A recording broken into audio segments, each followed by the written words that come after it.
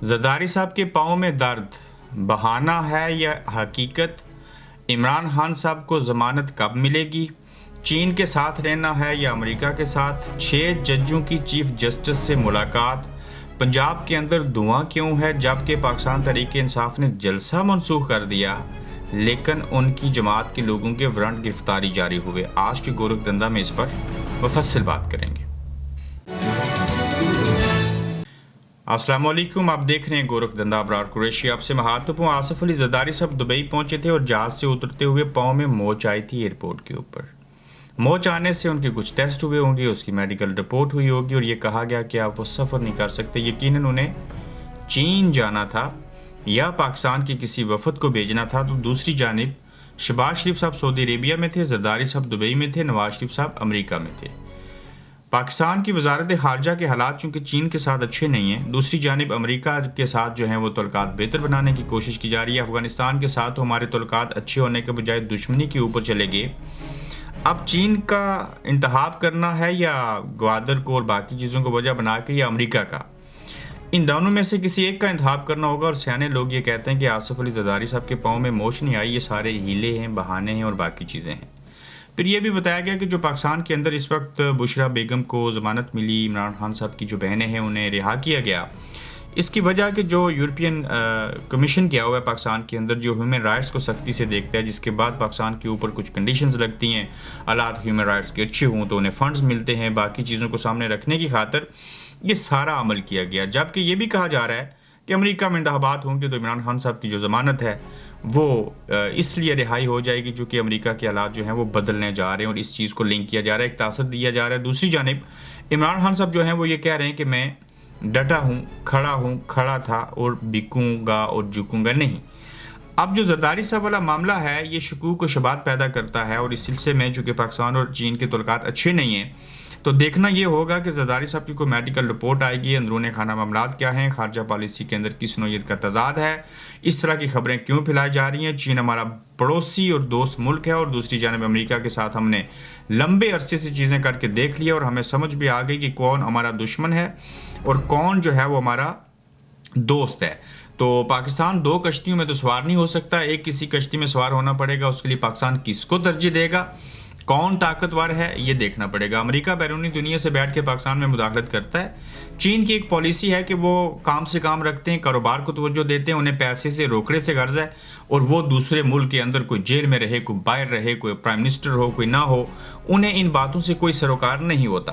تحریک انصاف نے جلسہ کینسل کر دیا، منسوخ ہو گیا، اگلا لائے عمل کیا ہوگا؟ اور اس حوالے سے آپ نے دیکھا اور سنا ہوگا کہ تحریک انصاف نے 8 نومبر کو پشاور میں ہونے والا جو جلسہ تھا اسے منسوخ کیا، اور ذرائع کے مطابق اب 10 نومبر کے بعد سوابی میں ٹینٹ ویلیج آباد کیا جائے گا، اور ٹینٹ ویلیج میں وزیر اعلیٰ اور ایم پی ایز وغیرہ جو ہیں ان سمیت پارٹی کے دیگر کارکنان جو ہیں وہ شریک ہوں گے، اور ملک بھر سے وہ تشریف لائیں گے اور احتجاج کریں گے۔ اب ٹینٹ ویلیج کے قیام کی تاریخ کا تاحال اعلان نہیں ہوا۔ اب کوئی ان سے پوچھے، کوئی سیانہ شخص ہو کہ یہ بتائیں تحریک انصاف کے پی کے میں جلسہ کیوں کرنے جا رہی ہے؟ وہاں آپ کو کون روک سکتا ہے؟ اسے آپ نے منسوخ کیوں کیا؟ اپنی مرضی سے کیا ہوگا۔ یہ آپ فضول پریکٹس کیوں کر رہے ہیں؟ لوگوں کو چارج کرنا ہے تو انہیں پنجاب کے اندر کرنا ہے، جلسے یہاں کرنے ضروری ہیں۔ ہاں کے پی کے میں بھی کرنا تھا تو اس کا جواز بتایا کریں گے کیوں کینسل کیا۔ اور اب یہ جو آپ ٹینٹ لگائیں گے، ٹینٹ ویلیج بنائیں گے، اس میں کوئی احتجاج ہوگا، دھرنا ہوگا، جلسہ ہوگا، کیا ہوگا؟ نہ اس بات میں کلیئرٹی ہے، اور نہ اب تک یہ بات سامنے آ سکی کہ یہ ہوگا کب ٹینٹ ویلیج کا قیام، اس کے اوپر کتنے اخراجات آئیں گے، کون دے گا، کیا چیزیں ہوں گی۔ تو جلسہ جہاں پہ منسوخ ہوا وہیں پہ تحریک انصاف کے اہم رہنما جو تھے ان کے ناقابل ضمانت وارنٹ گرفتاری جاری کیے گئے، اور یہ کس کیس میں؟ جو آج سے سال پرانا کیس ہے، جس کو بھول جانا چاہیے، جس کی دعا پڑھ لینی چاہیے تھی، اور 9 مئی کے سلسلے میں یہ لاہور کی انسداد دہشت گردی کی عدالت نے پی ٹی آئی کے کئی رہنماؤں کے ناقابل ضمانت وارنٹ گرفتاری جاری کیے ہیں۔ اس سے آگے بڑھتے ہوئے انسداد دہشت گردی کی عدالت میں جج ارشد جاوید نے 9 مئی میں گراؤ جلاؤ گراؤ مقدمات کی سماعت کرتے ہوئے فیصلہ سنایا کہ عدالت نے تھانہ گلبرگ اور دیگر مقدمات میں وارنٹ گرفتاری جاری کیے ہیں۔ عدالت نے مراد سعید، میاں اسلم اقبال، حماد اظہر، فرد عباس، واسق قیوم، زبیر نیازی اور حامد رضا گیلانی کے ناقابل ضمانت وارنٹ گرفتاری جاری کیے ہیں۔ اب عدالت نے 7 نومبر تک ملزمان کو گرفتار کر کے پیش کرنے کا حکم کیا ہے۔ جو پہلے پکڑے ہوئے انہیں کیوں چھوڑا تھا؟ جو اب پکڑے ہوئے انہیں سزا کیوں نہیں دیتے؟ بے گناہ لوگوں کو جیلوں میں کیوں رکھا ہے؟ نئے وارنٹ گرفتاری کیوں جاری کیے ہیں؟ ضمانت منسوخ کیوں کی ہے؟ پکڑ کے آپ نے کے سامنے لائیں گے تو جج صاحب آپ ان کی شکل دیکھیں گے؟ ہاں، اگر آپ نے شکل دیکھنی ہے تو وہ ویڈیو دیکھ لیجئے۔ ان کو بلانا ہے تو پھر مہربانی کیجیے گا ان کو سزا دیجیے گا۔ سزا دیں گے 9 مئی میں تو پھر مہربانی کیجیے گا ان کو چھوڑیے گا نہیں، پھانسی پہ لٹکائیں، سزائے موت دیں، عمر قید سنا دیں اور پھر اس کے اوپر قائم رہنا ہے۔ باقی یہ پھر سے ضمانت منسوخ ہو گئی، وارنٹ گرفتاری جاری ہو گئی، یقین جانیے سر پک گیا ہے اور ہمیں بات کر کر کے ہم تھک چکے ہیں کہ یہ آپ کیا کر رہے ہیں، چونکہ آپ کسی کو سزا بھی نہیں دے رہے، الٹا ذلیل و خوار کر رہے ہیں۔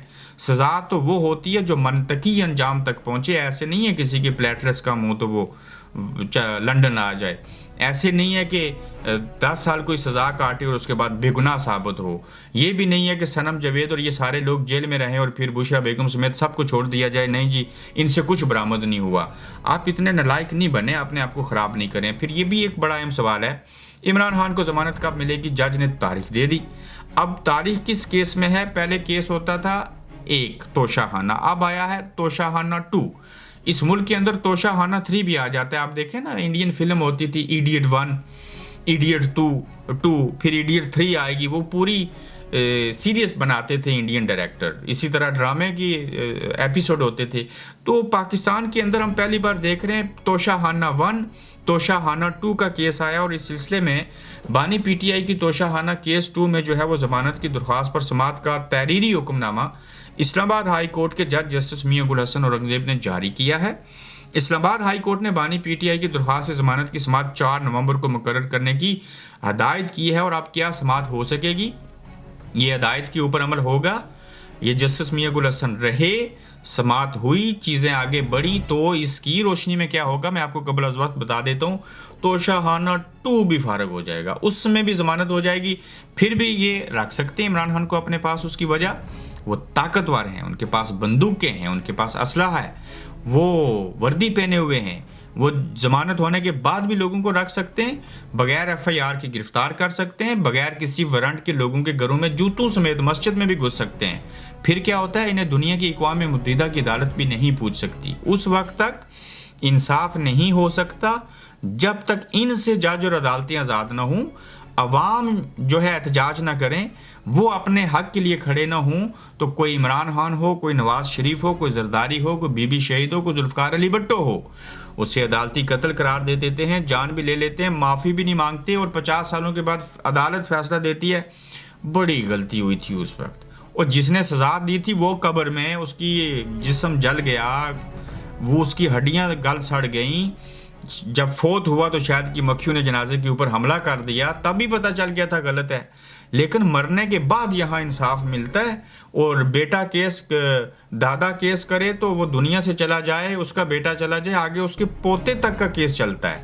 تو اس ملک کے اندر آپ دیکھ لیتے ہیں 4 تاریخ کو بھی کیا ہوتا ہے، ہم کو مایوسی نہیں پھیلا رہے، جو حقیقت ہے اس کو سامنے رکھتے ہوئے بیان کرنے کی کوشش کر رہے ہیں کہ ہم کس انوائرمنٹ میں رہتے ہیں، ہم کس تھرڈ ورلڈ ملک سے تعلق رکھتے ہیں، ہمارے حالات کیا ہیں وہاں کی، اور ساری چیزیں۔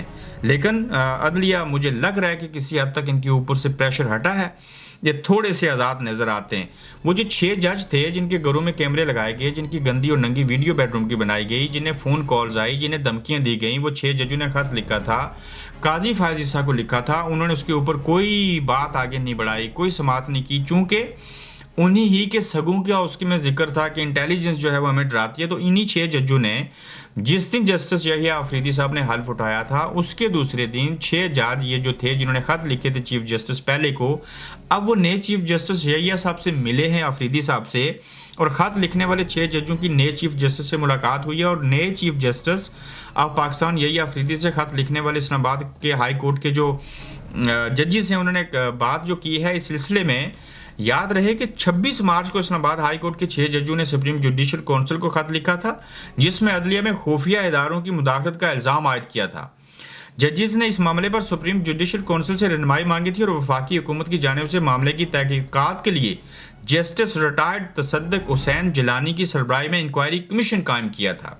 रिटायर्ड जज हाजिर सर्विस ने जस्टिस रिटायर्ड तसद्दुक हुसैन जिलानी ने कमीशन की सरबराही से माजरत कर ली थी कि मैं ऐसे नहीं करूँगा, उन्हें पता था कि ये गलत काम करवाएंगे। इस तनाजुर में chief justice of Pakistan justice यही अफरीदी से लिखे खत लिखने वाले इस्लामाबाद हाई कोर्ट के 6 जजों ने मुलाकात की है। अब बात आगे बढ़ेगी, यकीनन किसी हद तक बात आगे बढ़ेगी और देखा जाएगा कि जजेस ने लिखा क्या था, कहा क्या था, वो इस चीज़ से बाखूबी अवेयर हैं। लेकिन अब वक्त आ चुका है कि कम से कम और किसी को तो ना सही अपने जजों को तो इंसाफ दे दिया जाए।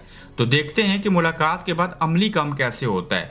मरियम औरंगजेब की अनोखी वारदात और पंजाब में धुआं क्यों है और ये पंजाब धुआंधार क्यों हुआ, इस चीज़ को लिंक किया गया कि मरियम औरंगजेब की वजारत ने स्मोक के खात्मे के लिए मुख्तस रकम से 10 वीगो डाले खरीदे हैं जो तकरीबन 17 करोड़ रुपए मालियत में हैं, उनको पड़े हैं। ये स्मोक तो पैदा कर सकते हैं लेकिन कम नहीं कर सकते, यानी कि ये जब चलेंगे 17 करोड़ लगाने के बाद 7 वीगो डाले ये उल्टा और धुआं छोड़ेंगे और स्मोक मज़ीद फैलेगी, लेकिन इससे स्मोक कम नहीं होगी। इसीलिए कहते हैं हुक्मरानों का अच्छे से इंतखाब किया करो, जिनको समझ हो कि करना क्या और कैसे करना है। तो अपना ख्याल रखिए, अपना फीडबैक दीजिएगा, जल्द आपसे फिर मुलाकात होगी। आप देख रहे हैं गोरखधंधा अब्रार कुरैशी के साथ।